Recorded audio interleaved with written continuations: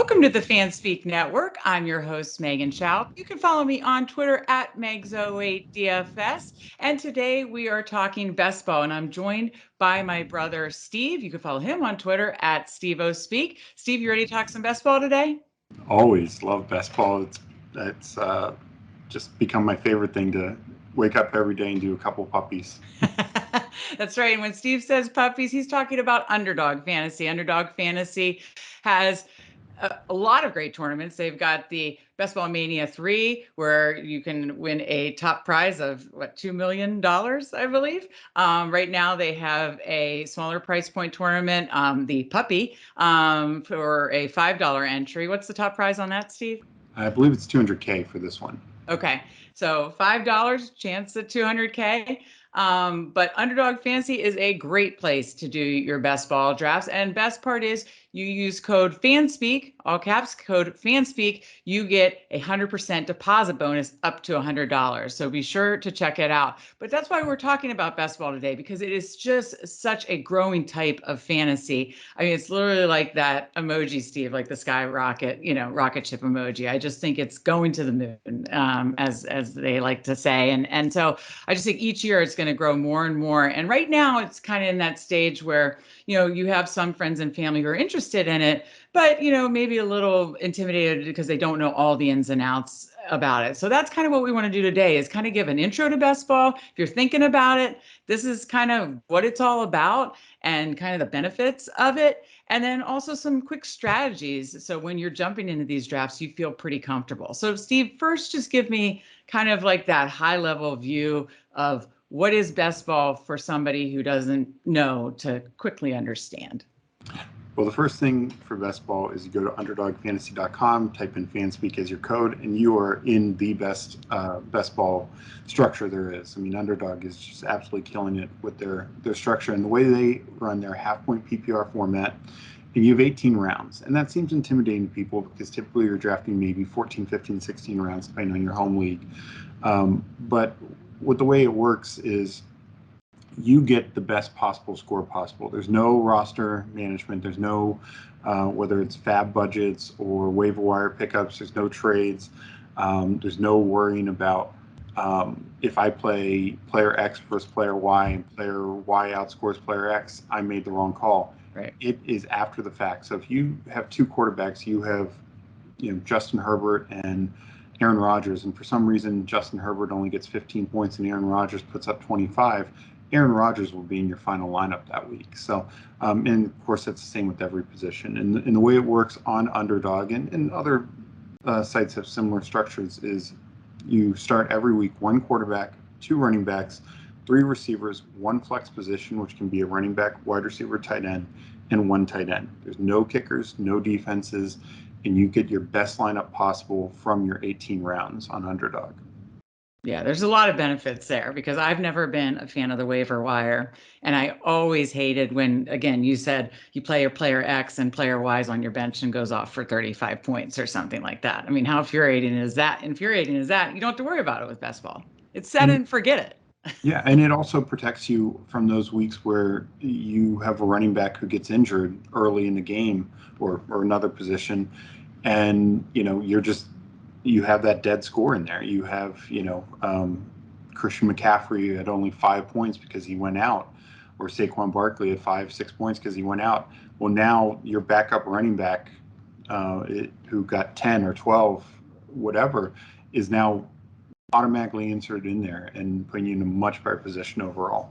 Yeah, that's a great point too. Protection against that. There just really are a lot of benefits, and it is just a growing type of fantasy. It is so much fun. We are clearly, I mean, you and I both played a little bit last year, but we are just having a ball with it this summer for sure. Yeah. Okay, now let's talk a little bit about kind of some base level strategies. So if people are getting started for the first time, they feel comfortable, they feel like they're not going in blind. Let's give me a couple of your basic kind of strategy points. So again, looking at the Underdog format, you have 18 rounds. And the way I look at it, I think at a minimum, you should be drafting 2 quarterbacks, 4 running backs, 6 receivers, and 2 tight ends. So if you add that up, That's 14 of your 18 picks. So that gives you 4 more picks to put where you feel you need it the most. I typically like having a third quarterback, even if I do start strong with the Josh Allen, Justin Herbert, Patrick Mahomes, just because if you miss out on a quarterback week, their scoring is just so much higher that you even want that floor play. Even if it's a Ryan Tannehill giving you 12 points to replace, say, a bye week and some other quarterback just really struggling or being injured, you need that. But you don't have to have a third quarterback. But those 4 other spots, I think, should typically go in the running back receiver area just because you are starting multiple of those guys. So I like to have typically more 3 quarterbacks, 5 running backs, 7, maybe 8 wide receivers, and then 2 or 3 tight ends is kind of the way I look at it, is kind of the optimal way to go. But a lot can depend on how strong you are at each position. If you get a lot of running backs early, maybe you can get by with just 4. Right. If you wait on running backs, kind of go a 0 running back strategy, you might need to have 6 just so you're having enough bodies mixing in there and getting those high variance scores. Same with the receivers. If you draft a bunch of 3 receivers with the top 3 picks, well, you're hoping those guys are in your lineup pretty much every week that they're available. Right. So maybe you can get by with just 6, and put more guys in other positions. So a lot can depend on that, but you do want to have enough coverage to make sure that there's no one area. You never want to take a 0, obviously. Right. And that leads us into the next thing where buys do matter some in best ball. Not that you need to be totally afraid of bye weeks, but I think by position you probably want to have no more than 2. Maybe wide receiver, if you're taking like 8 of them, you could have 3 bye weeks on the same thing, just because you're hurting yourself if you take 7 wide receivers and you have 3 bye weeks, and you need those 4 guys to essentially be 3 wide and playing for the flex. And that just, if one of those guys has a dud week or gets banged up, you could be hurting there. So don't be afraid of bye weeks, and also don't be afraid of like multi-positional bye weeks, like say 2 running backs, 2 receivers, and a tight end. You're still probably fine there. But it's when you overload buys at a certain position that you could run more of a risk of having lower scores than you want. Right. One great point that you mentioned that I want to kind of reiterate is, it kind of depends on the draft strategy that you use, and which also could depend on what pick you're given, because sometimes with your home league, your pick given, well in advance. With this, when you join the league, you join a league or a tournament, which will be you'll be in a 12-person league. You won't know until the league starts until what your pick position is, right? Correct. Yeah, you get like a minute before the league starts. Right. Once the league's filled, that's when you know. That's when you know what your pick position is, and that could kind of then depend what your particular draft strategy is in that particular draft. And whatever draft strategy you have could, like you pointed out, I think that was an excellent point to just kind of reiterate, your draft strategy then may affect how many of each position. I think it was very good to say kind of what those minimums should be, but then what, depending on who you draft early, could depend on how many, right? Yeah, absolutely. Okay. Now let's talk a little bit about, team stacking. I know that has been talked about a lot this summer, about, stacking or even game stacking for tournaments later in the season. But, how do you look at, you don't want to force it, but, if you are high on particular teams and want to get a lot of their touchdown equity, or stacking a quarterback and their receiver or receivers, how do you look at stacking? So I think there is a little bit of a difference between the overall leagues and the tournaments. And just to go into that for a second here, Sure. The overall leagues, you are playing, it can be up to 12 people, some are lower, like 6 or 10. So you're playing against that many other people, and you get the best lineup week 1 through week 17. That's where it cuts off. So you're facing you're facing the people in your league. It's not head-to-head matchups. You're getting the most points every week, which does have some issues because you're not dodging Travis Kelce like you might in a home league where you're hoping the 1 week you face Travis Kelce, he doesn't have a good week. Every week, Travis Kelce puts up 25, 30 points. You're facing that. So your tight ends need a matchup, and hopefully you got 2 or 3 that can get a combined score. Same with quarterbacks. Like, the idea of waiting on quarterback, late round quarterback in your home managed league because you're streaming, that just doesn't fly. You're facing Josh Allen, you're facing Patrick Mahomes, you're facing Justin Herbert, Lamar Jackson every single week. So the weeks that they go off, you might, if you're in a 12-team league and a bunch of the top quarterbacks go off, you might be 8th in the league in quarterback points. And, so that's going to be a lot you need to make up in other spots. So just keep that in mind. With the way the tournaments work on Underdog is the first 14 weeks are like that, where you're facing the people in your 12-team league every week. And then the top 2 finishers go into the tournament. And then there's a week 15, a week 16, and then the final week 17. So depending on which tournament it is, the structure can be slightly different. But the weeks 15 and 16 essentially get put into another league. The size varies depending on, again, what tournament, and you need to win that. And then if you make it to week 17, then all the final remaining teams face off. For the big Best Ball Mini, it's about 470 teams. So, that's also important to remember is the money is in those weeks. And we'll talk about that a little bit more in a second, just with stacking. But I just wanted to give the basic structure that's good. difference between the regular and the tournaments. Right. That's important.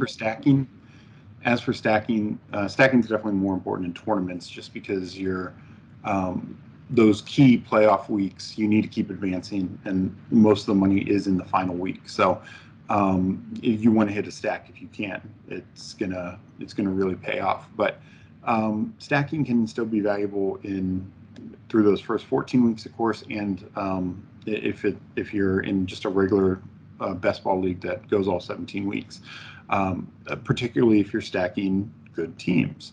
If you get that Josh Allen, Stephon Diggs stack, you're in a good spot. You get Kelce and Mahomes, you're in a great spot. I think the other difference between the regular leagues and the tournaments is regular leagues, I don't think you need to overstack as much. If you get one key guy with your quarterback, you're probably in a good spot. If you're in a tournament, you might want to get 2 guys. Sometimes, the thought can be to get as many guys from an offense as possible, and there's some value there, but you know a lot of those guys in those tournament weeks are going to be kind of giving you not zeros, but probably not in your final lineup because they're just not producing enough. But in a tournament, it is okay to get like 2 guys with your quarterback, especially your top 2 quarterbacks. I think that's probably the ideal way to go, if you can. But I do think that you don't want to stack to the point where it hinders your overall upside, and that I think is key as well. And also, certain teams are much more stackable than others. Again, if we're talking, say, a team like the Eagles, where Jalen Hurts is going to get a lot of his fantasy points on the ground, stacking him isn't nearly as valuable as, say, stacking with pocket passer type. The Vikings or the Buccaneers, where those quarterbacks are getting their points through the air. So having that Kirk Cousins with Jefferson and Thielen stack, or Brady with Evans and Gage, is just going to be much more valuable than getting Hurts with Goddard and Devonta Smith. Right. And you make a good point, and this is just to reiterate, the beauty of best ball is and it sounds obvious, but you're always just looking for upside, because again, they're going to fill in the highest scores for you. So you're really looking for those upside plays. In daily fantasy, sometimes you're kind of really, keeping in mind like the floor plays and that kind of, you are looking for upside in best ball. So are there any other kind of specific strategies that you want people to keep in mind? So one other thing, and I think this can be applicable to both, but there are teams where you can look at where, while stacking a quarterback and a running back doesn't always make sense, especially if it's not like Christian McCaffrey type running back or an Alvin Kamara if he's not suspended. But if you can capture all the, again, this is half point PPR. There's no bonuses for yardage or anything like that. So touchdowns are key. So if you get a situation where you can get pretty much all the touchdowns in the offense, a good example is the Cowboys. You get Dak Prescott and Ezekiel Elliott. Even if you don't get CeeDee Lamb, even if you don't get Dalton Schultz, I mean, maybe you can later get like a Jalen Tolbert who's flying up draft boards now with the James Washington injury and Michael Gallup questionable to start the year. You're probably good there because you're getting pretty much all of Dallas's touchdowns. I mean, Tony Pollard might run for a couple, but you're getting the team that scored the most touchdowns last year, all their touchdowns. Same with like Fournette with Brady. Things like that. Like Fournette will catch some, but the idea is we're just getting all of this top end offense. Now, again, keep in mind the offense. You don't need to do that if it's, the Steelers and getting Najee Harris and Mitch Trubisky or the Jets. Like if you take Breece Hall, you don't need to get Zach Wilson. Like that's not going to correlate near the same. So keep in mind that works with great offenses, and especially offenses where like one running back particularly is going to get the touchdown work. Where like Packers are a little different. I mean, Aaron Jones probably does correlate with Aaron Rodgers, but AJ Dillon's going to get a lot of touchdowns also. So it's a little harder to do for a team like that. Right. Well, before we go, I also want to talk about, just so people, when they go on, kind of like the format, and we don't have the screen share up right now, but, when you go on Underdog and you put in the code Fanspeak and you're all set to go, again, you can, they'll kind of have the tournaments featured up top. But you go to NFL and again, they have leagues you can pick from, so you can get in some of those leagues that Steve was talking about. If you feel more comfortable and want to put some allocation there, you can even set up your own private league with friends. And then the tournaments are up top, and they kind of rotate. I mean, the Best Ball Mania 3 I think will be going on for a while because that's their marquee tournament. But they will keep releasing some of these other type tournaments at different price points. So those are things you can look out for. And those are, what is the max entry for people that if they wanted to just keep entering on those tournaments? For the big ones, the BBM3 and the puppy, it is 150. Okay, that's what I thought. Okay. And go ahead, what I would keep in mind for newer people is you can do a fast draft and a slow draft. That was the other question. I would recommend starting the slow draft. It's an 8-hour clock. It turns off at night, so you need to keep checking it throughout the day. You can obviously set up notifications on your phone, on your computer, whatnot. But it's just good to get your feet wet. The fast drafts are fun. Maybe there's some extra advantage because people make mistakes or something along that nature. People don't get to think through their picks as much, but you only have 30 seconds once you get on the clock. So you can queue up players and things of that nature, but you probably want some experience with the user interface before you do that. If I would do a fast draft, I would do a cheap, full, long, like $3 season long one first, just to get my feet wet with the fast drafts anyways. So that way you can get used to the interface, because like you said, we did a league with our cousins, and we asked some questions because we were doing a slow draft, and we were able to answer questions. Okay, how do we look at our rosters? And you click your name up top, so it just, like you said, gets you used to the interface, to check the bye weeks, that kind of stuff. So I think that is a great advice to do a slow draft first, then do a fast draft that's like cheap, so that you're getting like really comfortable with the interface before you start firing at the BBM3 or even the puppy or the bigger tournaments. It's funny. I think a lot of people, it depends on their personality, because you're my brother and I know you so well. I know that you're methodical and you would like a slow draft because you know me so well. I'm impatient and I love a fast draft. So it's just a lot of depends on your personality. I like a fast draft because I do like the kind of excitement of it and the thinking on my feet. And I feel like if I'm prepared, maybe I will have an edge against people who aren't quite as prepared. But then, believe me, there have been plenty of fast drafts I've done where I've been like, whoops, I maybe made a couple of mistakes, because you are on the clock. You have 30 seconds then. So yeah. And what I will say is fast drafts are nice because it's, you can get that done in about 40 minutes and that you're done. Again, the beauty of best ball, you don't have to touch that team. You can hopefully keep checking your winnings throughout the season and how well Right. you're doing, but Right. you're done from now until the end of week 17 when you see how much money you've won. So Hopefully you're having that sweats then. Yeah. that's what's great about best ball is you're done 45 minutes, you're done for the rest of that It's year. literally set it and forget Yeah. it, but not forget it. Keep checking like on your winnings and how you're Yep. doing, which is super fun each week then too. So, but yeah, no maintenance. No, it's the lowest maintenance type of fantasy. It's all the strategy up front. So, Mm. be sure to read more articles, watch more videos about best ball too. Steve has written some best ball articles, and we have done other best ball shows, and we will continue to write more articles and do best ball shows throughout the month of August. So stay tuned for that. Steve, do you have any final thoughts before we head out? Just have fun with it. If Yeah. even if it seems intimidating, just get started. And this is going to be the way fantasy is going.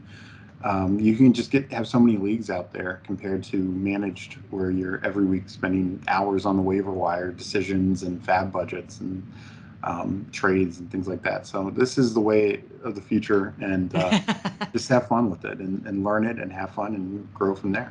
Absolutely. And tweet us and tell us how you're doing. And to tweet us any questions. Again, I'm at Megs08DFS. Steve is at SteveOSpeak. And before you get out of here, be sure to like and subscribe. We are just trying to grow the Fanspeak Network. So be sure to subscribe and tell a friend. Also, be sure to check out UnderdogFantasy.com. Use that code FANSPEAK. And again, get your feet wet in best ball and let us know how you're doing. So with that, we'll see you next time, and good luck on your best ball drafts.